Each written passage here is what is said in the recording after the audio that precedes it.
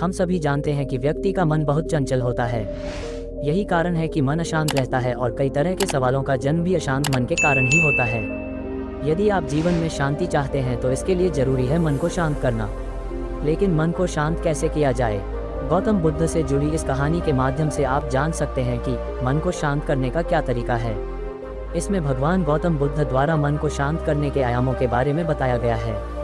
जानते हैं इस कहानी के बारे में जिससे आपका जीवन बदल जाएगा। एक बार एक लड़का गौतम बुद्ध के पास जाकर कहता है, मेरे जीवन में बहुत अशांति है, कृपा करके आप मेरा मार्गदर्शन कीजिए जिससे कि मैं इस अशांति से छुटकारा पा सकूं। गौतम बुद्ध लड़के से जीवन की अशांति का कारण पूछते हैं। लड़का उत्तर देता है, अत्यधिक विचारों के कारण मेरे भीतर बहुत सारे विचार आते हैं जिससे मेरा मन अशांत रहता है। बुद्ध मुस्कुराते हुए कहते हैं, ऊपर आकाश की ओर देखो और बताओ कि तुम्हें सूर्य दिख रहा है। लड़का ऊपर देखता है और कहता है, धूप दिख रहा है। बुद्ध उससे पूछते हैं कि अगर तुम लगातार धूप में खड़े रहोगे तब क्या होगा? वह कहता है, मुझे अत्यधिक गर्मी लगेगी और शरीर में बेचैनी होगी। बुद्ध लड़के से कहते हैं कि अगर धूप में खड़े रहने से तुम्हें गर्मी लगती है तो इसमें दोष किसका है, सूर्य के ताप का या तुम्हारा?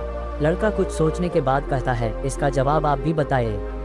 बुद्ध कहते हैं, सूर्य का काम है ताप देना और ताप का काम है गर्मी लगना। ऐसे में तो दोष तुम्हारा ही है कि तुम धूप में जाकर खड़े हुए जिससे कि तुम्हें गर्मी लगी। तुम्हें अगर शीतलता चाहिए तो तुम्हें छांव में रहना होगा। ठीक इसी तरह चंचल मन का भी स्वभाव होता है विचारों और भावनाओं को जागृत करना। विचार क्षण भर के लिए होते हैं, लेकिन विचार से पैदा हुई भावनाएं देर तक टिकी रहती है। लेकिन यह तुम्हें निर्णय लेना है कि तुम्हें विचार और भावनाओं के साथ चलना है या अलग दिशा बनानी है। बुद्ध कहते हैं, मन को शांत करने के लिए तन के आयाम पर काम करना सबसे आसान तरीका है। शरीर के स्तर पर हमारी कर्मेंद्रियां और ज्ञानेंद्रियां है। कर्मेंद्रियां कर्म और ज्ञानेंद्रियां ज्ञान से जुड़ी होती है। इससे हम अपनी संवेदनशीलता को बढ़ा सकते हैं, यानी हम जो भी काम करें उसे आनंद के साथ करें। मन के आयाम से हटकर तन के आयाम पर जाने से ही तुम्हारा चित्त शांत होगा। ऐसा करने से तुम मन के आयाम से हटकर शरीर के आयाम पर आ जाओगे। ठीक उसी तरह जैसे तुम धूप से हटकर छांव में आ सकते थे। मन के आयाम से हटने पर तुम्हारी जागरूकता तन पर आ जाएगी। जब तुम तन के आयाम पर काम करोगे तब तुम्हारा चित्त शांत होगा। इसलिए हर काम को तन के आयाम पर करने से मन स्वतः शांत हो जाता है। लड़का बुद्ध से कहता है, अपने भीतर के सुर को कैसे सुने? बुद्ध कहते हैं, किसी शांत स्थान पर रहकर जहां शांति हो। तब अपनी आंखें बंद करो और मन के भीतर चल रहे शोर से हटकर भीतर के सुर को सुनने की कोशिश करो। सुर निरंतर चलता रहता है, लेकिन बाहर के शोर के कारण तुम अपने मन के भीतर चल रहे सुर को नहीं सुन पाते हो। जब तुम अपने दोनों कानों को अपने हाथों से बंद कर दोगे तभी मन के सुर को सुन पाओगे। इस तरह तुम मन की अशांति से दूर हो जाओगे और तुम्हारा मन शांत हो जाएगा।